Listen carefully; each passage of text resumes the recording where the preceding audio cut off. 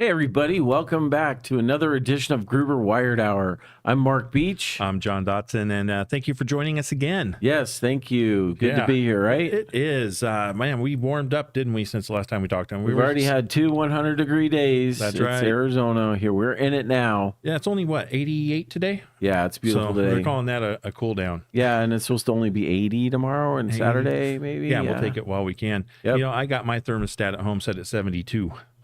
Really? Like it. Yeah. You got to Yeah, I think we talked about this. Yeah. Yeah, I came home from work the other day. The wife had the front door open, right? And it was like almost 98 out. The front door is wide open. So I walk in, I'm like, honey, what's going on? She's like, well, I got cold. So, I looked at her and said, hey, No. I said, to the corner, right? Time out, to the corner. And she looks at me and I'm like, hey, it's 90 degrees over there all the time. Right? So yeah. Well, yeah. So we're here. Yeah, we're here. So it's good stuff. Yeah, so we got some things to talk about today. Yeah, interesting stuff. Yeah. Our little theme of our podcast today is networks, the supporting cast. Yeah, so we're going to... What does that mean? It's talking about the actual network devices. Yeah, everything. We got the server and then everything but the server. Correct. So this is that category. It's all the supporting cast underlying the support of all your network infrastructure and all the way along. So. And a few other news articles that we want to talk about as well, right? Very interesting stuff. Yeah, to start out, Jesse, pull up a Rack 1 picture for us. Yes. Here at Gruber, we always try to do our best to show you the products that we have and show you, just some good pricing that we have here. We have Gruber open frame racks with really great pricing at this point in time. Yes, we have a special deal going on. So yeah, these 4-post racks, 2-post racks. We've got some extremely competitive pricing. Yeah, it's painfully competitive. That it is for sure, but it's a really good opportunity for some of our consumers out there. So don't forget if you'd like to check this out, check out our website, give us a call, and we'll help you out with that. If you can pull up rack number 2, just also want to show you. Don't forget that we have all the other products that would go along with these racks. Brackets, shelves, wire management. Correct. That we all manufacture right here, all USA made. Yes. And then we have our copper line and fiber line as well. That's it right there. That's the and the one thing that a lot of people, when they talk to us, they know what we do, but when they look, and just see this stuff, their eyes kind of gloss over and go, okay, they do copper and fiber. Yeah. But we are really good. Our cable assembly house and Lee and that team there are really good with custom applications. So custom fiber, custom copper, not off-the-shelf stuff. So you get something that's a spec from your customer that's a cable that needs to be made. Yeah, we can make it. Really good at putting stuff together. So yeah, we got great salespeople here, good thoughts of engineering. And don't forget, we also do private labeling. So if you need your name on a product or if you'd like to have your phone number, maybe it's we do a lot of serialization for customers as well. Yeah. So, So colors, labeling, and hey to Highlander, who's joined us. Welcome back, man. Yeah. We appreciate you being here. Maybe you can coax some other people to comment while we're out here today. Yeah, bring it on. Yeah, bring it, baby. Hey, remember, Highlander's got my back. Dude, don't exploit. Pandering doesn't suit you. No. No. That's all right. So let's get into some news topics. Lots of techie news going on out there in the world, and it's a wide variety of tech news. Right. Were we going to go through this stuff first, though? Whichever you'd like to do. What are we doing? Are we doing are we doing network devices first? Or whichever you prefer. Let's go with it. No. Okay. All right. Yeah. So, because you got them picture 1, picture 2. Yeah. So I just assume that means 1 and 2. That means 1 and 2. Okay. Yeah. So we'll jump up to that then. Hey, Pete, welcome too. Glad you're here. All right. So, we're talking about network supporting cast, and so all the devices that go into the networking infrastructure. First one is access points. So access points, John. Well, let's start with picture 1 first. We get that pulled up. This is going to be a diagram of the particular network devices along here. So what you see here is you have an access point, you have your bridge, your gateway that goes into a hub, you have your modem, a repeater, router, and then a switch. So access points are really interesting characters, right? Because they come in a lot of flavors, a lot of shapes and sizes. They do. They're wireless access points typically, although there are some plugged access points as well. That actually run through electrical wiring. Yeah, and we have a diagram of that as well. So picture 2 will show us that, and we'll kind of take a look at that. It serves as a focal point for communications, increasing communication in ranges of wireless network. Right, and some of our partners, I know one of them, was it Hubble that was in recently? Yeah. That brought in some of these units that go into warehouses, and they're wireless access points that go down rows of racks, like rack rows, Yeah, where correct. like storage or shelving units are for them to store different materials. And so they might be long warehouses, and they've got these hub access points that go through the warehouse so that their devices can remain connected. Yeah, and I think he was pointing out that they're going to a robotic system to go pull or put product up on those shelves. Right. So the robotics would come in where it would utilize those access points to give it the information needed on where to take this particular product and say put it on a shelf or remove it from a shelf. Right, right.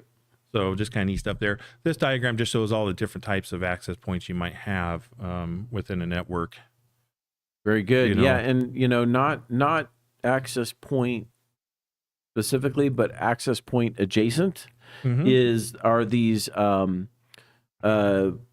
units that we're designing right now that are going to go. They're mounting into ceilings, and they're going to be termination points where man, and why am I forgetting what they're called right now? Yeah, it's left me. I'll remember somewhere. It's a remote access, right? Yeah, but what happens is, so you do cable runs from your server room. Let's say you're in a school building, and you do cable runs from your server room to this junction, and then there's a patch panel in there, and then you fork it out into classrooms. So basically, when people are coming to hook up stuff, or they're coming to replace a cable, whatever, they don't have to go all the way back to the server room, and you don't have to give the guys access to the server room that are just running cables from those access points. Gotcha. Yeah. So it makes a lot of sense. And we're working with our metal fabrication shop to actually build those. So he's building a prototype now. Oh, that's the one you're working on. Yeah. So we'll be showing that off here in the near future. Yeah, pretty cool. Yep.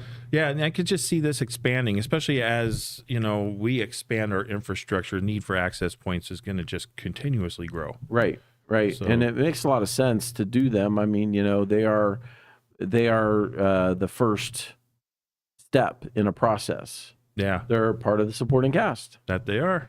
So, picture number 3, everybody's probably used to this. This is your local area network, also known as a LAN. Right. So this is like peer-to-peer stuff going on. Whether you have computers or televisions or printers, your cell phone accessing your home network. You've got basically all your devices coming into one centralized connectivity point for the internet, for the network. Sure. And this is, like you said, it utilizes in your residential home all the way through commercial applications. Yes. And so this is, we've all heard and know the term LAN. Right. It's just, I don't know if anyone's ever really stopped and visualized, exactly what that entails. Right. And that's LAN is local area network. And then so like if you're at home or even at a business and you connect in to, you have your trunk that goes then to a WAN, which is a wide area network. Yep. So you have one business, and within the business is a LAN, and then what the business is, you have 10 businesses connecting to the backbone or to the internet junction, and that's the WAN, right? Correct. So people on the LAN can't see people on the WAN. Yeah. Right. Yep. So yeah, that's a very critical piece of the network there. Also a very important supporting cast. Yes. And then let's see what we got next here. Picture number 4. This is Network Bridge. And as you kind of see here, it exactly what it does. It bridges networks together. There you go. I mean, pretty basic there. You have the bridge in between your networking systems. This can be utilized in many different applications, especially through, let's say, office buildings. Right. Connect one office scenario to another. Sure. And then also buildings to each other. Just depends on how large your land area is going to be. Right. Right. Right. Exactly. So yeah. Yeah. The Good bridge. Stuff. The bridge. And picture number 5. Here we go. This is a gateway. We're not talking about the computer company. No? No. Not Gateway. I had one of those. Yeah, I did you? too. It's been a long time, hasn't And a it? compact. Compact. Yeah. Had one of those too. Yep. Me too. Were they Compact, the same HP. company? No, No, didn't think so. One didn't buy out the other. I don't think so. Right. So, gateway. I'm trying to look here. Gateway is a device or node that connects disparate networks by transmitting communications from one protocol to another. There you go. So yeah. So it's just basically, like I said, a gateway. It's a little bit different from the bridge because this is within a particular network area. Right. So you see there, you have your hardwired access point, then you have your wireless network through the gateway itself. Right. Gateway is the entry point into a network from, like you said, disparate devices, or, you can be attached to multiple networks, but you hit the gateway and then you come into a specific network. Correct. Right. And so it gives you access to that particular network. Yep. So you can actually have multiple gateways depending on, your business layout. Right. And what is needed for people to have different access points. Right. So yeah. Got Good, that. good. Number 6. Here we're going to go with a network hub. And Hubba much, yeah, right. Right. So, Well, we all have a version of this, I'm sure, in our homes. If you're connecting wired, especially, but even wirelessly, more home networks are wireless hubs. they are. But these are essentially like routers. They assign DHCP, which is the host connection protocol. So your little IP address for your device within your network and your subnet. They assign what is where. They address each device so they know where they are. Yeah, as basically shown in the picture, you got that come in there. There's your hub, and then you have device A, B, C, and D all attached to the hub. So you can have information actually flowing congruently between these. Right. Yep. So a lot of the brands like Linksys is one, and I'm drawing a blank right now. Netgear. Netgear. Yep. Yep. Stuff like that. Those are hubs. Yep. So again, nice little supporting cast there, right? Which they can be modems and routers too, but they're utilized along with them. Right. So for instance, the next picture we have is picture 7. And this is something we all know, the modem. there you Right. go. And I think I may have conflated hub with router, because a hub is just Yeah, hub is just a pass through. right. That's all it right, is, yeah. Right. Yep. It's just a connection, and then the hub connects the device into the router, and the router is what assigns the DHCP and all that. Correct. Yep. Hey, Highlander. I had a moment. It says the Hubble's an awesome product. I've been using their stuff for decades. Yeah, they have a really good brand. Yes. I agree with you there, Highlander. Yep. Yeah, totally. Not to be confused with the Space Telescope. No. We say, Right? yeah, we had them in, like I said recently, and so they really have a broad range of products. Hubble. They do. Yeah. Yeah. Yep. Yeah. Good folks over there too. Very, very pleasant to work with. That I will say. Yep. But again, a modem, it connects our computer to a standard phone line or to our cable, which allows us to send data or receive data. Yes. So that's a basic concept. We all have this in our homes. Like I said before, we have them in our businesses. These are all over the place.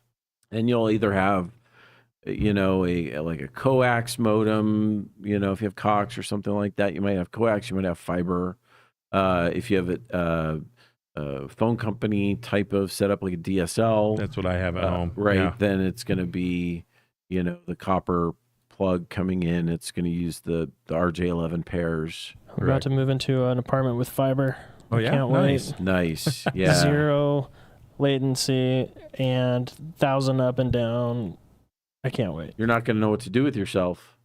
I don't know. Well, I Yeah. had it when I lived over in an apartment over in North Scottsdale. There was a new apartment that I lived in for a little while, and then this one I'm moving into was just built in the last like 3 years. So I think a lot of Nice. new apartments are doing that. Yeah, they are. Fiber. I think that's just almost standard now. I think that most of your new build, you're going to find out that they're going to lay the fiber in there as a footprint.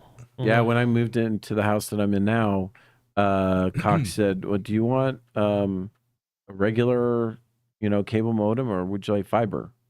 Fiber. I'm like, that's an option. They go, yeah, we ran it to your neighborhood. I'm like, Nice. okay, then here we go. You didn't even question that, did you? No. That was not a decision. That was not a decision. Yeah, exactly. So, number 8.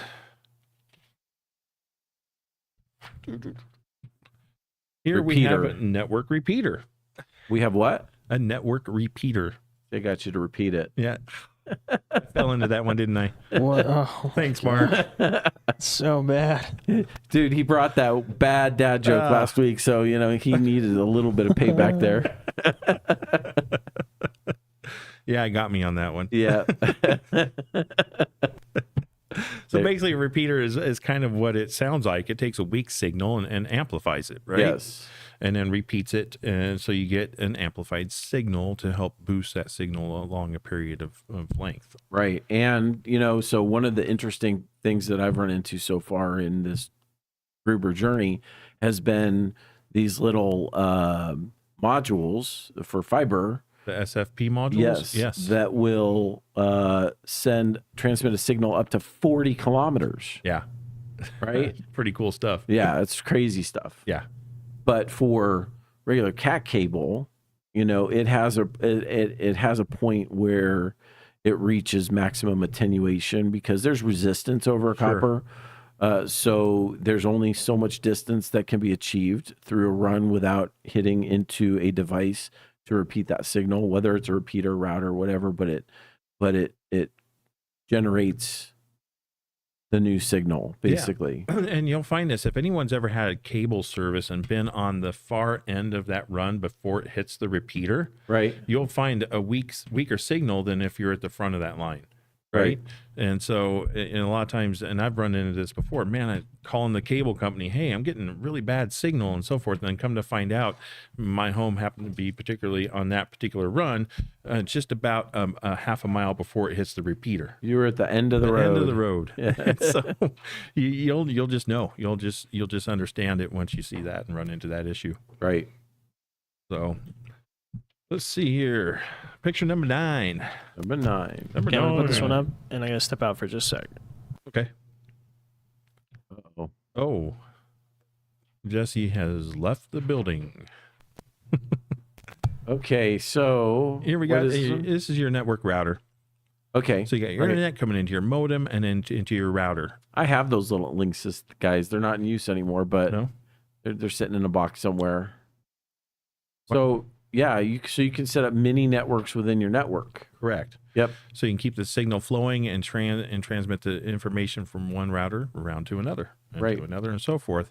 So it just as it sounds, it routes the signal that is needed through various devices. Right. And so the router is what again generates the address for the device. So all these routers are configurable, which means you can set up different IP ranges within each router.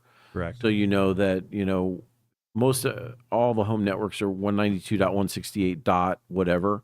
So usually .0.1 is the router itself. And then you can then say that you want it to be, one router .50 dot X and another router be .60 dot X, et cetera. So those, you're assigning a group of attached devices an IP address from a list. Yeah. Correct. And but it goes back to being able to use the one signal coming into the system. Right. So you're able to branch off from that using the router itself. Correct. So yeah, and again, you can see up there diagram. We have the internet coming into the modem, right? Yep. And then rerouted into the router A, and then router B and router C are connected along there, and then down into the devices you need. It's very good. Yep. And I mean and networks within a business obviously don't use the little guys. No. They have much more robust devices to do all the routing. But usually it's a server that will do it. Yeah. So yeah. Yeah, because I forget these can be contained within servers by themselves. Correct. Right. Yeah. Yep. The functionality is contained within them. Yes. Yeah. So Jesse's back in studio. Welcome back, Jesse. We're back. Yeah. Picture number 10, please. Here we go with the network switch. Right. Okay. So you got router going into your switch, and then the switch is able to switch information, to the various devices from there. Gotcha. Depends on how you want to hook it up and how you want to work it. But basically, a network switch connects devices within a network off a local LAN, local area network, and forwards data packets to and from those devices. So you have the information coming in, and then it takes and filters it out, basically, and throws it out to the devices, and then also collects it back in. Right. Based on packet headers, it tells it where it's routing, which is kind of similar to a router. But, it is. Yeah. But I think it's designed, instead of sending just the one signal itself, this has packets that it can send back and forth, correct? Well, they're all packets. Well, yeah, they're all packets, but I mean much larger groups of information. Right. I'm going to be honest. I'm a little fuzzy on the switch part. For me, a switch. Well, yeah. I'm just going to have to defer on that one. Yeah, What was the question? The difference between a network switch and a router. It says, unlike a router, a switch only sends data to the single device it is intended for. Oh. So instead of spreading it out amongst, it's able to go, hey, this is intended for this particular, computer over here. Yeah, from my experience, switches are able to do quality of service. So in addition to a router, you can have a switch, and what it'll do is you can build out rules and prioritize how much bandwidth goes to certain devices or certain sections of your network, depending on which switch you have. There's also firewall capabilities built into them. Yeah, it just kind of depends. For a home, unless you have like a mansion or something, I don't think you really would be using a switch. No, this is going to be more a business application, I'm sure. Right. Commercial application. Yep. So yeah. So that's network devices. I mean, that's, there we go. Supporting cast. The supporting cast of these things. And so I know we're going to talk about some, MPO, MPT. Right. SFP and MPO, MTP, which are essentially the same thing. MTP is a proprietary connector by US Connect that is so MFP is multi-fiber push-on. Okay. Right. And the fibers are all in a row. And that's the picture that I sent you of the end of the blue guy. It's kind of lying on his side. Oh.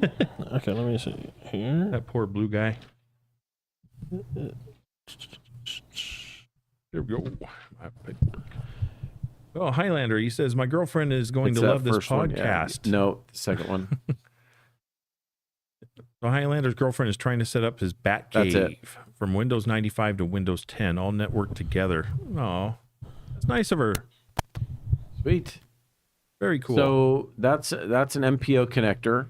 And basically what happens is there's alignment pins. So see the two holes on either side, right? Those are, there are pins. So that's the female end because it has the hole. Correct. And it lines up. In between those two big holes are the fibers, right? So in this particular case, that would be a 12 fiber.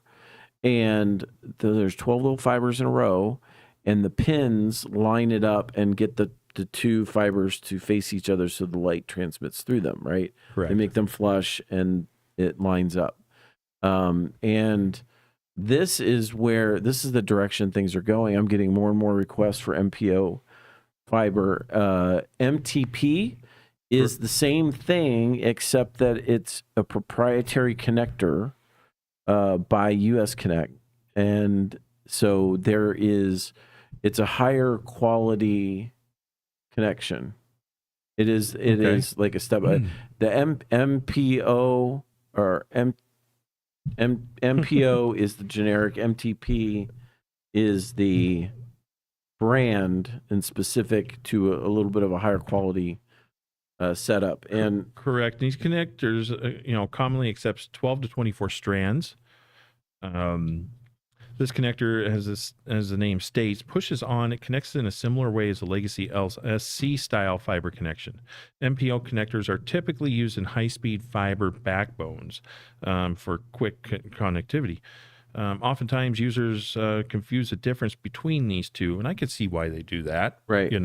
But you're still looking at using multi fibers, 12 to 24. Right. These are also built to be used with ribbon style fiber as well. Right.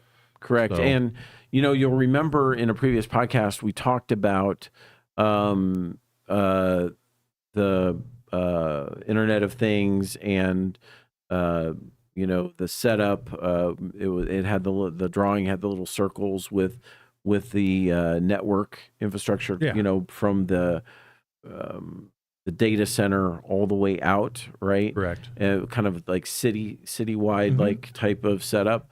And we talked about consolidation of footprint, meaning how everything is shrinking, right, in size. So this achieves that because instead of having 12 fiber cables or, a 12 strand that might be, like that, you've got these, and instead of having 12 connectors going across in a panel, you've got one push on. Correct. Yeah. Yep. Yeah. And like I said, we're seeing this more and more. The activity of this is rising in our industry. Right. And so these are going to be around for a while. I think we're going to continue to grow to see these. I can see them stepping out of the footprint of 24 fiber and even going further with these. I got a request yesterday for it if I could find 48. Oh, yeah. Which I haven't See, yet. there it is. That's coming then. Someone will eventually. They'll have these available in 48, I'm sure. They want a 48 that splits into two 24s. So interesting. Yeah. I got some clients on the leading edge of things. So yes, and again, with all of the housings on the end there, they're designed to align those hair thin fibers, so that because obviously the light has to pass between them, right, and it has to be directly lined up. Otherwise, you have impedance or you have loss is what you're going to have. Right. Yeah. And that's where you said that when it comes in and you bring the fiber together, that connection has to be perfectly direct on, or you're going to lose light signal throughout there. Right. So the MTP US Connect brand is just a superior alignment technology in their connectors. Yeah. Essentially. Because Yeah. the fiber is the same. The fiber is the same, right? Of course it is. Yeah. All There's right. nothing changing in the fiber around there. So we covered MTP and MPO in case you didn't know about that. But we also have SFP. Yes, SFP. And like you were saying before, these are going to be more like your repeaters, correct? Yeah. Well, so SFPs are still more connectors, but they are you've seen like on switches or on routers or patch panels, the ends where they have bigger plugs at the end that are not RJ plugs. Yeah. Right. And so SFP is small form factor plug-in. Right. Yeah. Is that P plug-in? Small form factor pluggable. We have a picture of this, don't we? Yeah, we do. I don't see a picture of it. It was that first one that you pulled was up. the first one it was you that sent silver separate? one. It was the silver one. It was actually the second one I sent. So one of them was a parentheses 1, and the other one was a parentheses There 3. you go. Yep, that's there it is. Right. So in that particular case, there, you'll notice that's a fiber that's gonna plug in there. There's fiber connectors that are gonna go in there, but those will jump between switches, right? A lot of them are used to join switches together in a network environment. And the capabilities of these has gone, initially it was around, they were set up as 1 gig connections between switches so that you had, a unified switching platform that then would go to a server and come out of there and out to the network. Now you have it comes up 200 gig base, 800 right? is but that's with 8 they call it lanes, so 8 lanes of 100 gigabit each. Wow. Yeah. Impressive. So these are also increasingly common requests, and again, connectivity between devices for things that applications. Let me put it this way: when we used to, so in the server room that I had in a business, we would jumper switches. So you would take, say, you had a 24 port Netgear or whatever. So you would have one port that would jump to the next switch, and it was still a 10100, right? Okay. And then another port would jump. So depending on where you were in that in those switches, if your device had to make a bunch of jumps before it got out, there was a lot more latency. Sure. Right? So with the higher speed jumps between these switches, it's virtually the same. It's indistinguishable where you are plugged in the entire scheme of things. Oh, nice. Yeah. So no latency issues with that. Right. Helps the flow of basically helps the flow of traffic, right? Exactly. Throughout your switches and your network. Exactly. Yep. Because they join as one. Virtually, when you've got like an HP Aruba, right? So the management software that they have actually makes it a virtual switch, even though there might be 10 devices. Sure. They virtually manage one device. Nice. Yeah. Yeah. So yeah, I sell quite a few of these actually. So we do see a lot of this activity taking place and ticking up out there in the industry. Yes. Much needed out there. It's pretty interesting stuff. So that's SFP, and then there's SFP plus, which is where we get into the higher speeds, obviously. Correct. Yeah. Right. Yeah. So, and don't forget, along with all this comes, the Gruber products as well. Right. All the infrastructure is needed to support these supporting casts, I guess you could say. Right. I mean, that little box that sits there by itself needs cables to connect to it. Right. Yeah. So, yeah. So yeah, any questions you folks have out there, feel free to shoot us an email, ask us. We'll talk about our products, where we can be of assistance and help with you, and guide you in the right direction. Yes, and just as a reminder, like, subscribe, and share this podcast. We appreciate you being here. 127,000 and climbing, right? Climbing up. Yeah, we're almost, I think, at 130, aren't we, Jesse? Close to it. Just about to break it. Yep. Yeah, and so Pete stopped by today and said our button is on the way, our 100,000 button. So we'll be unveiling that in an upcoming episode. Yep, and you also have the new videos are coming out. So we had one release today, and they'll release every few days. We have about 10 of them. 10 more videos coming, huh? Yeah, they'll be releasing over the next month. How fun! Hey, this background picture is great today, Mark. Yeah, it was made with Adobe Firefly. And so there's a lot you can tell it to do, and it made it into the right aspect ratio, and you can tell it to either make it art or a realistic picture, and then you just write your words out and you get what you get. Goes from there, huh? Yeah. Yeah, if you haven't had a chance to try out any of this AI that's out there, I'm telling you what, even Jesse was just showing us the latest. Jesse, are you able to show that again? Yeah, let me find it. Anyway, what AI is able to do simply using a telephone, right? Yeah. Of all things. Well, a cell phone. Yeah, cell phone. Yeah. I say telephone because I'm old school, right? There you go. I'll show this one. Yeah, check this out. Yeah. So what on that table is fake? Oh, well, we have a dragon that's moving. Anything else fake? Anybody guess? Come on. All right. Let's see. Go. Will it show us? Oh, the whole thing was fake. Yeah. The whole Amazing, thing. isn't it? Look at that. How about that, huh? So AI is just changing the landscape. We were talking about this before the show. Yep. It's changing the whole landscape of video editing and the capabilities that are out there. Right. This is why the Screen Actors Guild had such a fit. Yeah. Yeah, right? I can see why. Yeah. Yeah. Because they're worried that their image and likeness will be used, and script writers feel like they'll be out of a job and all that kind of that kind of stuff. There was another video where you're watching, or somebody put a vehicle on a road, right? And the reflective value with that is just like you were there in person. Yeah, you couldn't tell. You couldn't tell. No. There was no dragon moving around that kind of clued you in on it. No. That dragon was cool though. The dragon was really cool. But this is going to lead into our next news topic, right? Right. So as with anything good, it can also be used for bad. Correct. Can you pull up image G?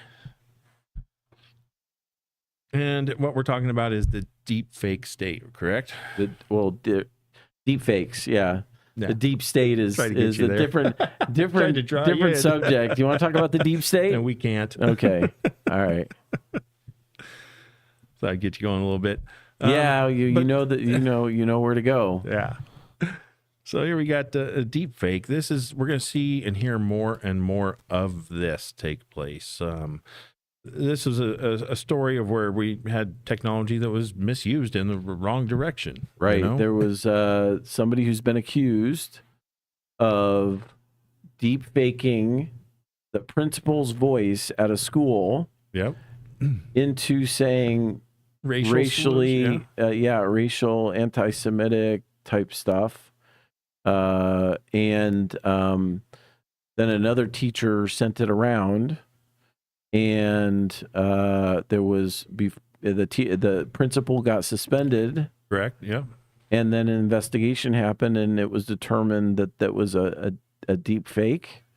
And so now the person who did it is facing charges, but there were threats. There were social media threats on this principal and all that. And then finally, the truth became known, and now there's two teachers who are in trouble.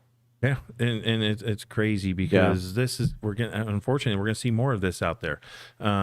There's not much you can do to really stop it. I know they're trying to enact laws and change legislature in order to protect people against this, in which case I think there's one that's, if it's not already in the state of Arizona, that'll be coming soon, talking about the penalties for this type of a crime. Sure. So it's too late. Is it too late? It's already here? Yeah, AI there is no putting it back in the box. Oh, no one's wanting to put it back in the box. We're just talking about, the penalty phase of laws catching up with potential damaging abuse is all. Yeah. Right. Mm-hmm. Yeah. My opinion on that, unfortunately, is it's going to penalize companies that would make things that would benefit us and restrict them, because they're going to be the ones that are abiding by those laws or trying to, as restrictive as they will become. And the people that are going to use it nefariously are going to use it nefariously. Yeah, I agreed. 100%. That's going to happen. If somebody's got it in their mind to use it in that manner, they're going to. You're not going to stop them.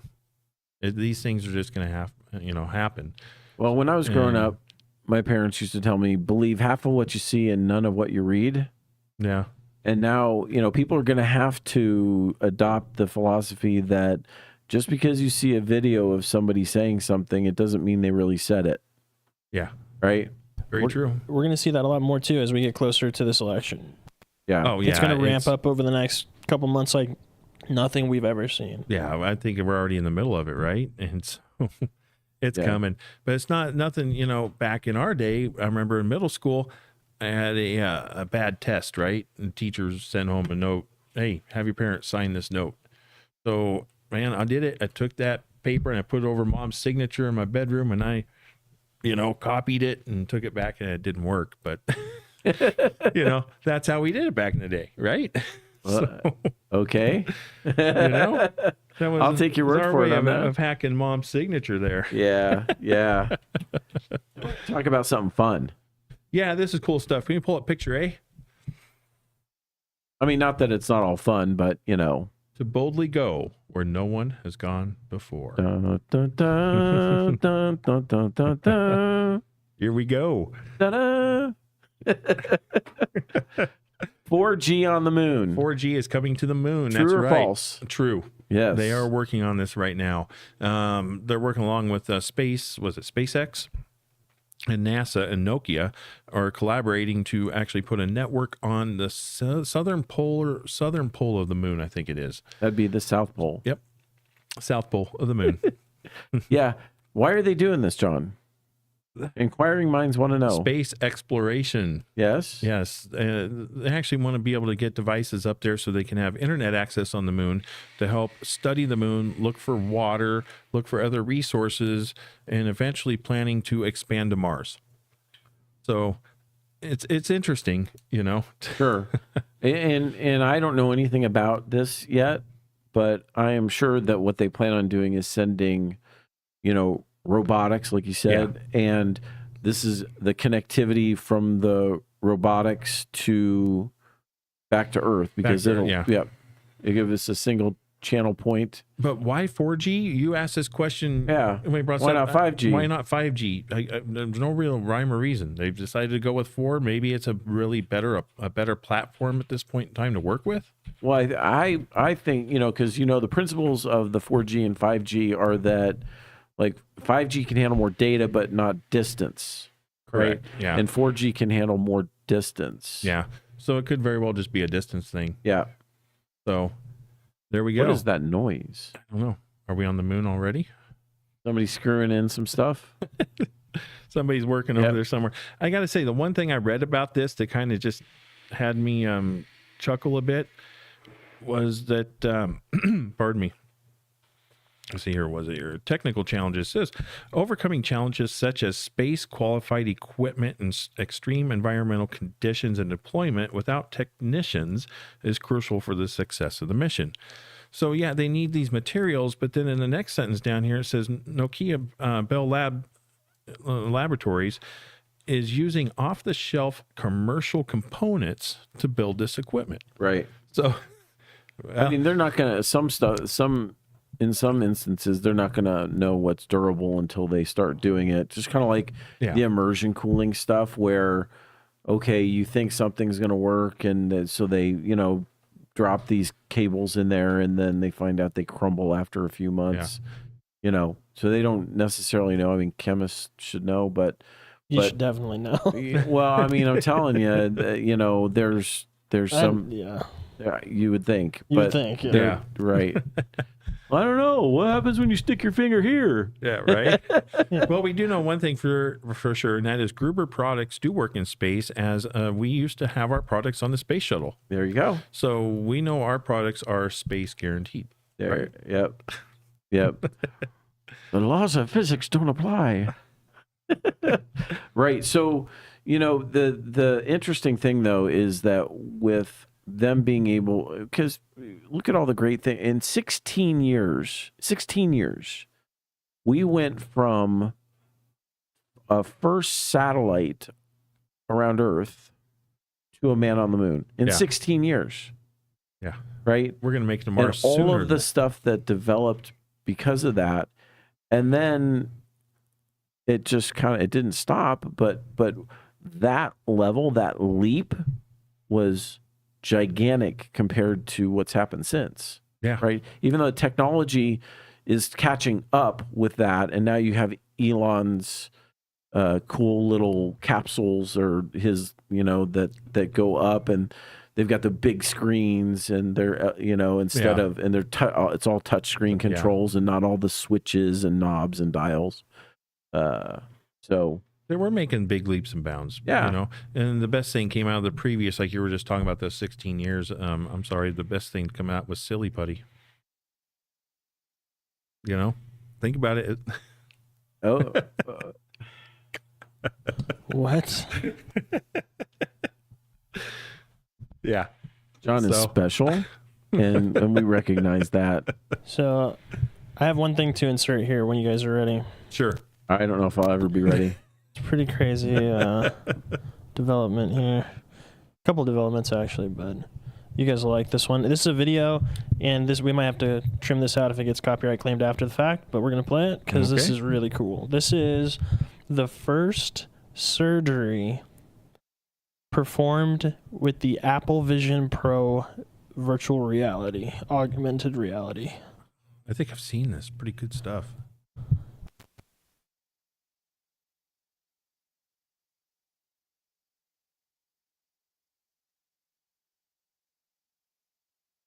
So this doctor is using that hovering 3D model in his virtual reality headset. And then the screen is projecting there, isn't really there in front of him. You'll see in a second. Those screens are all fake. This is all part of the new $3,500 Apple Vision Pro headset that people were buying. So that's what he's seeing inside there. Yeah, it's all virtual. None of the screens, none of the assists, none of the 3D model are real. It's all virtual reality. And he's using it to actually view what his instruments are seeing. Wow. Okay. Pretty crazy stuff. So is that for them to like practice? Or No, actually do real surgery? That's an This is actual this is surgery, the right? first real surgery done with this technique. Whoa. Wild stuff. It happened in Brazil. Wow. That's crazy. That is just, that's going to grow like crazy too. Yeah. And so that's what I was saying earlier when I say all the restrictions that they're going to come down on are going to prevent us from amazing technology like that in an attempt to try and stranglehold the bad players, bad guys. Yeah. I don't foresee that. I think there's a need for that. I think that will overcome for sure. You know, the instrumental goodness of it, you know, when we see what good can be done with AI, we'll project, you know, it'll be there. We'll have it. But like I said, it might be a little bit slower if certain legislation comes along, but we'll deal with it and get through it. I think that I'm for less regulation. Absolutely. Individual rights, but we got to make sure that the law keeps up with bad actors, at the same time. And speaking of that, well, the other update I had that just came out right now, the FCC here we go went back on their decision and reinstituted net neutrality. Oh, so they overturned that during Trump with his appointee in there, and now that person's gone, and they voted it back in to where now the internet service providers cannot throttle people. So like if Netflix, which uses a lot of bandwidth, they can't make Netflix pay extra compared to someone else. It has to be completely neutral, and they're not allowed to do what they want with their ISPs, basically. What is it? April, May, June, July, August, September, October, November, I know where December, you're going January. with this. Yeah, we just got 9 months to deal with it, and then it'll be back. Wait, what? Oh, it'll be removed again. When the next election cycle, you mean? When the next last president gets in. Anyway. Leave that alone. I mean, that's a good point. Yeah. If it's, the thing that sucks for everybody is that all these policies and whatever you think about the policies, I'm not even going to weigh in. It is subject to the whim of whoever's in charge. And it creates so much uncertainty in tech and in just life in general, right? It's hard, especially when the pendulum swings far. Like before 2000, 2020. Yeah. No, before 2016. The pendulum didn't really swing as far. No, it was just kind of. And we went from the 2016, president to the 2020 president, and the pendulum went all the way the other way. I mean, instantly. Yeah. So it's very hard for business. It's very hard for people. To adjust to those uncertainties. It really is. Would you say that's one of the drawbacks to a representative democracy? Is that it changes frequently? I think that's a good thing in certain ways, but I think what you're saying is also that could be seen as a drawback, is what we're experiencing now. Yeah, well, that's why they call the Senate the saucer that cools the milk, right? Because senators are elected every 6 years, and representatives are elected every 2 years. So the Congress, the legislative body, Congress is, more contemporaneous with immediate will of the people, whereas the Senate is more deliberative. So it takes both for stuff to happen. Yeah, they're supposed to balance each other. They're supposed to. But they were pretty aligned on banning TikTok. Yeah, that they were. You wonder what's all behind that still. I've never seen something pass so unanimously, like all the way through that quickly through the House, the Senate, and the president signing it in 30 hours? Yeah. They got to make it make sense to me, because it doesn't. Well, we don't know the underlying conditions though of TikTok. Well, and I think they should explain it. Been, I think they should explain it though. I think that it's when they do something like that. I mean, it's not, even if it is national security and something like that, people might voluntarily stop using TikTok if it's really that bad and they got to ban it, right? Then they say, okay, well, here's the code that's in there that's gathering your information, and here's what we know. It's going here, and then this is what's happening, right? If they said that, I know a lot of people would drop it. But silence is not. Meanwhile, we just don't know. Yeah. I mean, that's the problem with it. We just don't know. So we have to accept where we're at with it. It's just the way it is. What gets me is, now this sets up a guidance for the next platform. I mean, how far does it go? Sets up a guidance. Well, it sets up a guidance for them to take a look at other platforms and start digging into them as well. I think he means a precedent. Yeah, it just means you can't be a Chinese person creating a business is what it means. Right. Yeah. Not all Chinese are bad. No. Not all Russians are bad. Not, it's just, there's nefarious actors in every country, including America, right? Yeah. Well, check it out. Go to picture C. Kim, I'm too old for TikTok. I know, I don't have it either. You're younger than I am. What are you talking about? This goes right into what we were just talking about. FBI has issued warning about public jacks and people using them with their devices that are getting hacked, basically. And this warning's been out for a while. It has, and it's just it's coming up again. It's kind of like the skimmers, the card skimmers, right? Yeah. Same idea, right? You plug your device in, you're getting a charge, but it's not for free, people. No. So they're getting your data. Yeah, be aware that this is out there, and it doesn't matter what what area or public space you're in. This could happen to anyone, any point in time. Right. What's the lesson here? Get a portable power supply and plug it in. Take a solar one. They have solar ones now. Yeah, solar one, but I mean just a regular battery pack. I mean, just they're cheap, right? Yeah. They're not expensive. Not like lose your data from your phone expensive. Yeah, exactly. Yeah. So that's just something we want to bring up there. And it goes kind of along with what we were talking about. Picture number D. Lately, was it up in Nevada? They discovered a new lithium, right? Okay. New lithium deposits that they want to go ahead and start taking a look at mining. This would be the third operation in the United States if this goes through. Right. Unfortunately, there's this particular little flower there that happens to be on the endangered species list. And so it only thrives in lithium-rich soil. Typical lib snail darter BS. Well, right? Yeah, Let's protect the flower. This is called Tiam's buckwheat, is the name of this particular flower. Ote buckwheat. Ote. That's from Little Rascals, by the way, just in case you didn't know. But yeah, no, typical overregulation again. Well, yes and no, because they're discovering this particular, flower is only on this 10-acre parcel within What does the the United flower States. do? It looks pretty. If you find it attractive. Hey, people, weigh in here. Should we protect the flower? Should we really? It's actually a food source for the spotted owl. They could. It is not.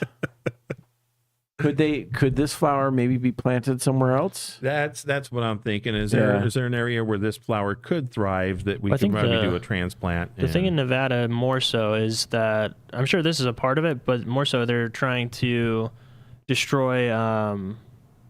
It's like a tribal land. Yeah, it's that's part of it as well. It's not doesn't belong to the U.S. government, so. Yeah, and like I said, this particular parcel, I think they said they could save a few acres of this, out of the 10-acre patch, but just not exactly what is needed according to endangered species guidelines. Oh, this must be something a different area maybe then, because the one I'm thinking of, there's like one of the largest mines proposed in the world, and it's gonna completely like destroy this whole tribal land. Wow. Yeah, maybe this is much different, more than 10 acres. Separate from it. This is actually an Australian company that wants to do the mining. So yeah. I mean, it's just there's nothing to say about it. I mean, it is what it is. I know. Hey, they just blocked drilling in Alaska again. So I mean, what do we expect from these people? Yeah. Right. I think we've got time to maybe take a look at one more here. What do you think? Sure. What do you think? The sphere? That's a cool the one. sphere's cool. Picture number E. Everybody is captivated by the sphere. They really are. It's amazing. If you get a chance to go to Vegas, I haven't been there to see us yet. I want to go. You got the Sphere, and Fish is now playing there for only 4 concerts. They sold out all 4 immediately when they opened for these shows. Let's see, U2 was just in there recently, and I think they're going on tour now. So if you haven't had a chance, this thing, I was just looking at the stats on this thing. There's 1,600 permanent speakers along with 300 mobile speaker modules. They use a 3D audio beam forming a wave of field using synthesized technology to spread sound throughout the entire venue. I mean, just an accomplishment on this. The pucks of light, there are 1.2 million LED pucks that make up over 580,000 square feet of the exosphere. And that's just the outside of what you can see. I mean, this thing is a marvel to me. Yeah, it's amazing. If you haven't had a chance to go to YouTube, you're on it right now.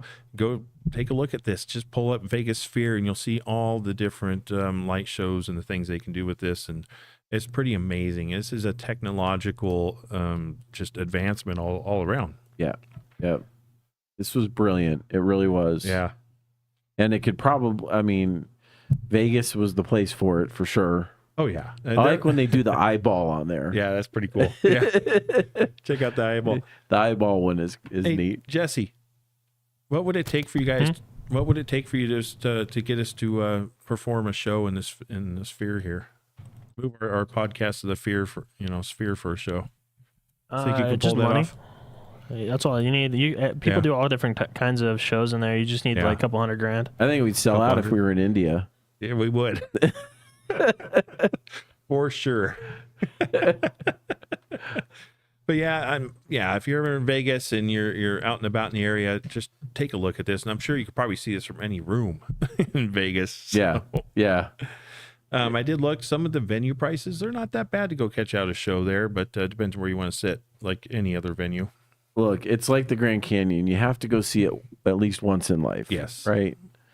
And so we got a minute left. Yeah. It's another great day. We It's appreciate you being here. And again, we would appreciate you liking, subscribing, and sharing this podcast. And remember that we're here every Thursday, 3 p.m. Arizona time. That's right. Don't forget Gruber racks. Great pricing on those right now, along with all the accessories that go with them: racks, bracket shelves, wire management, and also the fiber cabling, copper cabling. That's who we are. That's what we check do. out the website, grubercommunications.com. and you'll see a link to Gruber.com. You can click on the communication link as well. That's probably easier, Gruber.com, than just click, right? And we don't just have racks on there, but we have all of, a lot of our products on there. So, but you can see our special pricing on the racks there. That is true. It's there. And so also, just to tout, we will be having a new launch of a website coming soon. Yes. We don't have an exact date yet, but we're excited about it. It's going to be a lot of fun. It's going to be a lot more user-friendly, and it'll just be a great experience. Coming up in May, too, we have our 40th anniversary celebration. 40 years. Yep. Wow. So we're going to be, that's coming up and something to look forward to. So yeah, congratulations, Pete. 40 years in business. There's got to be something said for that, and it's just amazing. If I had a hat on, I'd tip it. Right. All right. Well, for now, I'm Mark Beach. I'm John Dotson, and thank you once again. We appreciate your support. Thank you. Have a great rest of your day.